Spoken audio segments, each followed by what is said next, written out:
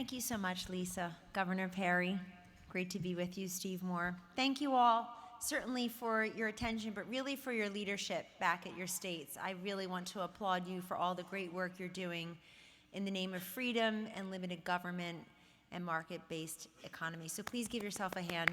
It's a lot of important work. I'm looking for my little... So Lisa has asked me today to tell you a little bit about the Trump-Pence campaign, and I'd also like to take a moment on behalf of Governor Pence, who's traveling today as the vice presidential nominee for the Trump-Pence ticket, to talk a little bit about the miracle of Indiana on his watch for the last 3.5 years. I thought I'd first start talking to you about the Trump-Pence campaign by telling you that I've worked with Governor Pence for a number of years as his pollster and senior advisor. I'm fairly new to the Trump campaign, and before that, I ran the largest super PAC that was supporting Senator Ted Cruz's presidential bid.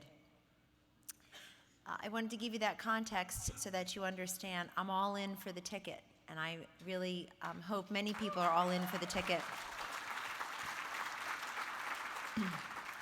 This is, in many ways, a binary choice, and I, for one, am concerned about the First Amendment, the Second Amendment, all the amendments, actually, and the remaking of the Supreme Court in a way that belies our Constitution.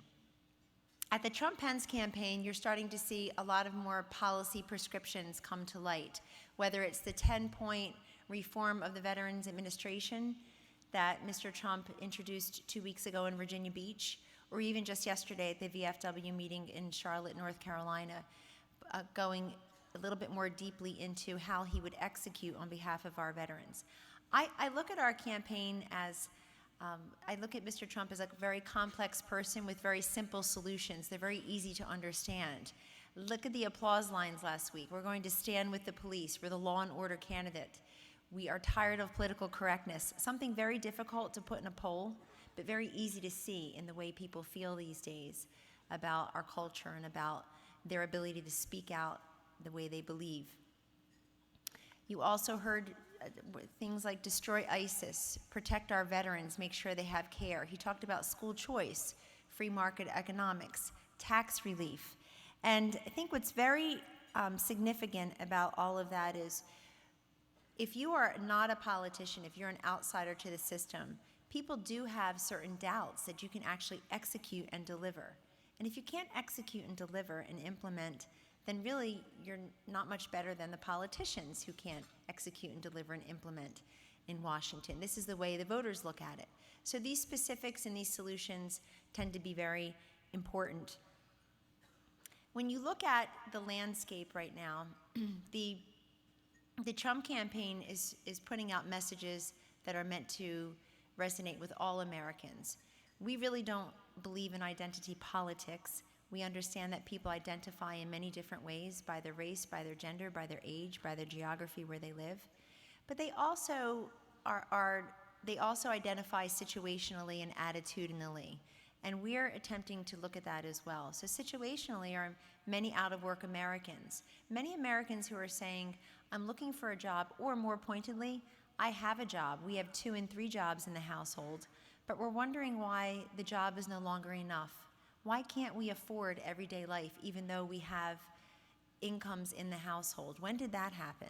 And I think those who govern closest govern best and have the best answers to questions like that for the American people when they ask very simply, why am I white-knuckled at the end of each month trying to afford the rent or the mortgage or the student loan payment or the tuition? Why am I nervous to put fuel in my gas tank or food in my car on a regular basis?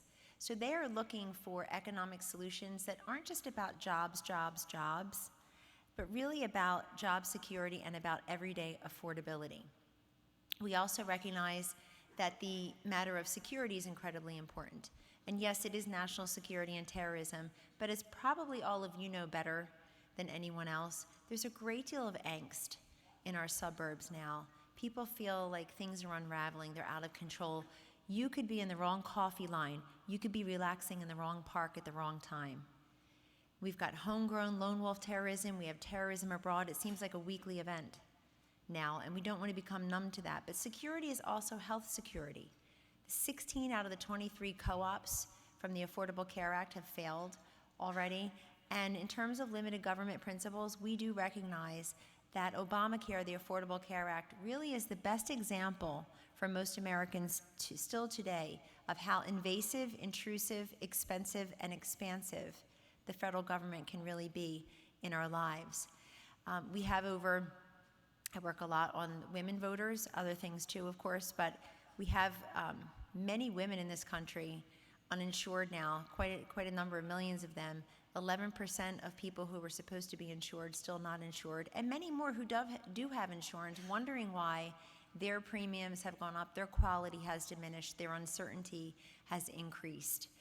And that is an issue that will carry into the next election for sure. I think what you also see is this quest for fairness. So the professional left talks a lot about equality, and of course we're all for equality, equal rights, but they're talking about equality of outcomes. We are talking about equality of opportunities, which essentially is fairness. And if you listen to voters, they really are starting questions with, is it fair that? Is it fair that, or it's not fair that? Is it fair that I work so hard to help support people who could but aren't working at all? Is it fair that the government takes half of what we earn and then we can't choose where to send our children to school or where to go on a minivan vacation this summer? Is it fair that children must go to school, failing, crumbling schools because of the zip code and where they live? So it just goes on and on. Fairness has really replaced equality as a core governing value.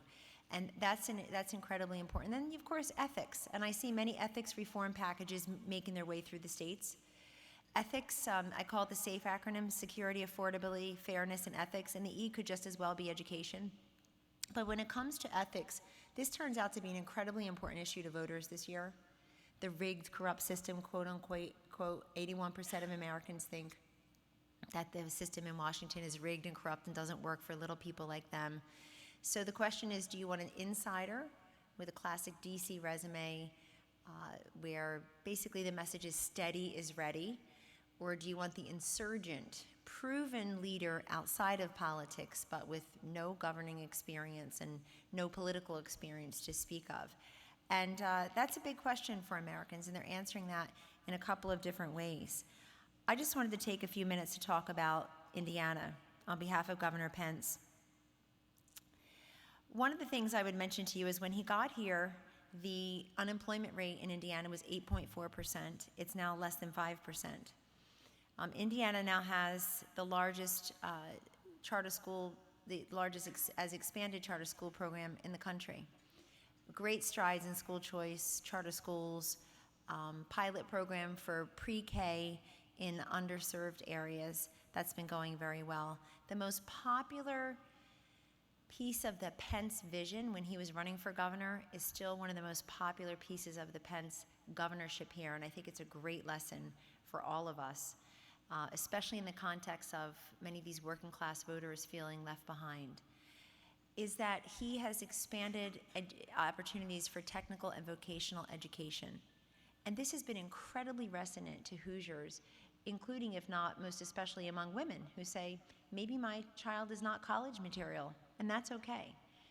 You know, so basically, it's a non-government heavy-handed intervention, but it's encouraging and incentivizing students, high school students. If you graduate from a Hoosier high school with your high school diploma and a skills certificate, they will help you find employment. We need welders, we need electricians, we need plumbers. My mother always told me, marry a lawyer or a plumber. And every time a plumber comes to my door, I understand what she was talking about. Definitely, I did marry a lawyer, but only because I loved him, not because I love. I'm also a fully recovered lawyer, so one per household is plenty. But this idea that vocational and technical education would be put on the same plane with college education has been a hugely successful idea coming from the top, coming from leadership. And what we've been able to create here in Indiana is this partnership between employers, the governor's office, the state government, and of course the high school students, the places of education themselves. And it's been really fantastic. The other thing I wanted to mention, actually Mr. Trump mentioned this yesterday, or maybe Governor Pence did in Charlotte, but when Governor Pence took over in Indiana, Indiana ranked number 38 in veterans employment levels. It now ranks second. And it just, I think the reason I wanted to share that with you is it's pretty remarkable. The reason I wanted to share that with you really is just to make the point that if you focus on those 1 or 2 or 5 big things, in the matter of months, if not years, they really come to fruition. I think we often overestimate what could be done by this Friday and underestimate what can be done in the next month. And probably the next month is the more reasonable timeline to make real change. One of the things Governor Pence did in the first 100 days on the job was give a 5% tax cut across the board to employers and to individuals. And now Indiana is sitting on a $2 billion surplus. So that's pretty impressive too. I think it's probably a good segue into what Steve Moore will be discussing soon enough. I did want to say one thing because Lisa wanted me to talk a little bit about the election as well as Governor Pence's record. I find this election to be so fascinating for another reason. I've been to both conventions. I'm in Philly this week, and I'll be back in Philly tonight. And I certainly was in Cleveland last week, but it's such a reversal for the 2 major political parties, and I feel like this will trickle down to our state legislative and local seats as well, which is, apart from the insider versus the insurgent, it's the Democratic Party that really has been masterful for years, decades, in elevating and indeed electing inspirational, transformational, and often generationally different leaders as the president. JFK, Barack Obama, Bill Clinton, even Jimmy Carter was 54 years old with a 9-year-old daughter when he got to the White House. And I'm going to say that that's young. I need to say that's young. Thank you. Thank you. It's young. And the Republican Party has had wonderful people as its nominees, but really has been infected with royalism. Let's nominate the person who lost to the person who won. Somehow it'll be different this time. We'll do 2 points better among women. We'll do 1.6 points better among Hispanics. And I would suggest to you that the parties reversed roles this time, where you had 17 very talented, very serious Republicans running for the presidential nomination. And we should be really proud of that field. Frankly, those who are of that persuasion should be proud of that field. But what happened is this was the year that the voters that you are closest to, much closer than the presidential candidates, the voters in your districts, in your state said, I will not be told anymore how to think, who can win, who can't win, what to do. I have plenty of time, I have plenty of choices. I'm gonna poke the fruit a little bit longer. And this is really the year that they took their party back and they took their movement back. And I think what's very different is that Secretary Clinton has done what most politicians do. She's organized a campaign. And Donald Trump has done what non-politicians do. He's built a movement. And the trick is that people feel like they're part of that movement. I think you're going to be very surprised by turnout. And I would say finally that there are a lot of undercover Trump voters. There are a lot of hidden Trump voters. We've studied it. People who either find it not socially desirable to admit that they're voting for Donald Trump or not wanting every night to feel like Thanksgiving dinner with the in-laws. They're tired of arguing with family and friends and colleagues.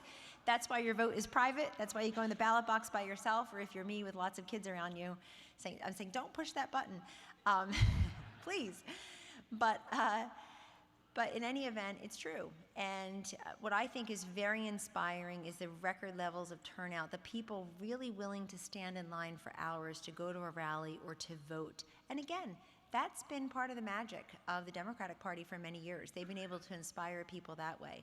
So however you feel, I think we should always respect the 14 million people who came out and the many more millions who came out on the Democratic side for Bernie Sanders and Hillary Clinton, in that they're sending us all a message that is not, I think it's symptomatic of the times. I do not think it's an exception. I think it's going to become more the rule. So I will turn it over to Lisa and to Steve Moore. We're in for a real treat about concrete economic plans. And then, of course, we're all in for a real treat to hear Governor Perry. Thank you very much.